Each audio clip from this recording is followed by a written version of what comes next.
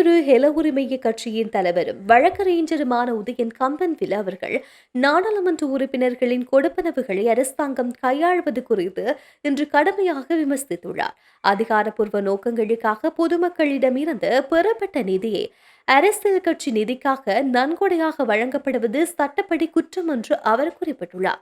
எம்பிக்கள் தங்கள் கொடுப்பனவுகளை கட்சி பணிகளுக்கு வழங்குவதற்கு தடை விதிக்க வேண்டும் என்று நாடாளுமன்ற உறுப்பினர் தயாஸ்ரீ ஜெயசேகர முன்வைத்த யோசனைக்கு பதிலளித்த கம்பன்வில ஒருவரின் சம்பளத்தை செலவழிப்பதற்கும் பொது கொடுப்பனவுகளை தவறாக பயன்படுத்துவதற்கும் இடையே தெளிவான வேறுபாடு உள்ளது என்று விளக்கம் அளித்துள்ளார். எம்பிக்கள் தங்கள் சொந்த வருமானத்தை எப்படி வேண்டுமானாலும் பயன்படுத்தலாம், ஆனால் அலுவலக எரிபொருள் தகவல் தொடர்பு மற்றும் போக்குவரத்து போன்றவற்றுக்காக வழங்கப்படும் கொடுப்பனவுகள் நோக்கம் கொண்ட பொதுப்பணிக்காக மட்டுமே கண்டிப்பாக செலவிடப்பட வேண்டும். வாடகை மின்சாரம் அல்லது உபகரணங்கள் போன்ற அலுவலக பராமரிப்புக்கான கொடுப்பனவுகள் நிதியை ஒரு கட்சிக்கு கொடுக்க முடியாது.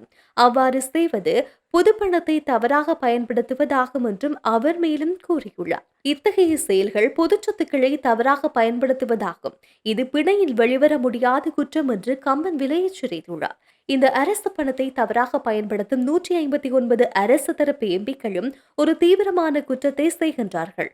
அடுத்த அரசாங்கத்தின் கீழ் வெளிக்கடை சிறையில் அவர்களுக்காகவே ஒரு முழு விடுதி ஒதுக்கப்பட வேண்டும் என்று அவர் ஆவேசமாக கூறியுள்ளார்.